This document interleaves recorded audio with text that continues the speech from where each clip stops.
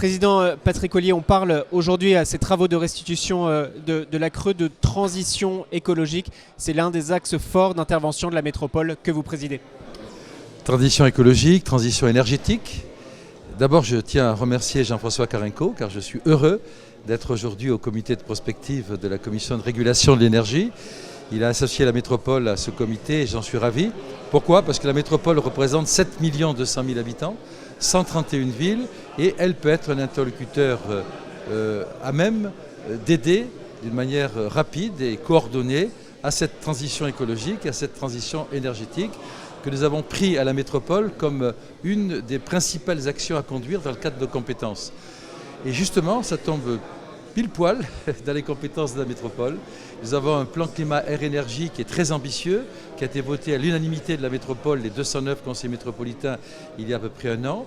Nous avons lancé dans le cadre de ce plan climat-air-énergie la zone à faible émission depuis le mois de juillet dernier, qui regroupe au sein du périmètre de la A86 5 millions d'habitants et dans laquelle nous sommes engagés résolument, qui va prendre ses effets avec des sanctions qui seront prises fin 2021, de telle sorte que d'ici là, on puisse aider les plus défavorisés, à les aider à acheter des véhicules propres, que d'ici là, on puisse mettre en place le système de contrôle, etc.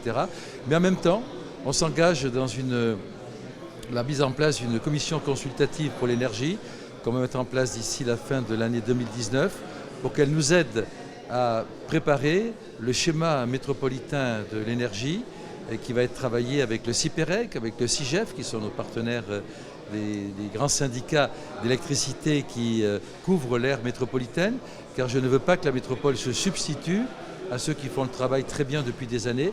Je veux au contraire les associer à ce travail avec la métropole. Et nous avons signé avec ces syndicats une convention de coopération stratégique de coopération qui nous permet de travailler ensemble. Et tout ceci doit se faire en collaboration avec la Creux pour nous aider dans la mise en place des mesures que l'on va prendre. Par exemple, on vient de créer une fédération des ALEC sur l'aire métropolitaine, de telle sorte que cette fédération nous permette aussi d'entrer dans le vif du sujet des décisions qu'on aura à prendre et à faire valider par le Conseil métropolitain. Voilà, en quelques secondes, je vous ai brossé un tableau des actions que nous avons déjà engagées et que nous allons poursuivre dans les mois qui viennent. La décentralisation énergétique est à l'œuvre. Il semble qu'elle ne soit pas encore totalement aboutie. Comment on va plus loin? Déjà, nous avons des compétences qui nous permettent d'avancer. La métropole n'existe que depuis 3 ans. Tout ce que je viens de dire a été décidé depuis que nous avons cette compétence et depuis le début de l'année 2018, c'est-à-dire à peine 2 ans.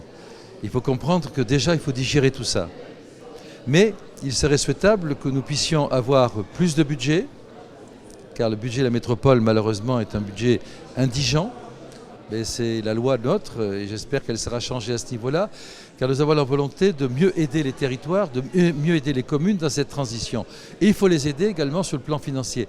Par exemple, la métropole donne des subventions pour l'achat de véhicules propres, entre guillemets, véhicules électriques. Et toutes les villes qui nous demandent de refaire leur flotte en véhicules électriques sont aidées par la métropole à travers des subventions qu'on leur donne. Mais nous n'avons pas des crédits, malheureusement, qui nous permettent d'aider tout le monde. Je vous cite un exemple. Il y a un autre exemple, c'est l'amélioration des logements et l'isolation dans les logements.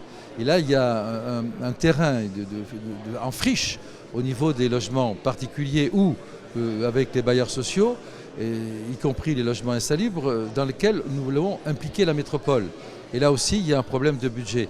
Donc la principale demande que je ferai, elle ne peut pas dépendre ni de la Creux, ni de vous, hélas, c'est du côté du gouvernement et du Parlement qu'on nous dote d'un budget qui nous permette de mieux aider les mairies, les villes, car nous sommes la métropole des maires, à entrer dans cette transition, car elles ont la volonté de le faire, elles n'ont pas toujours les moyens.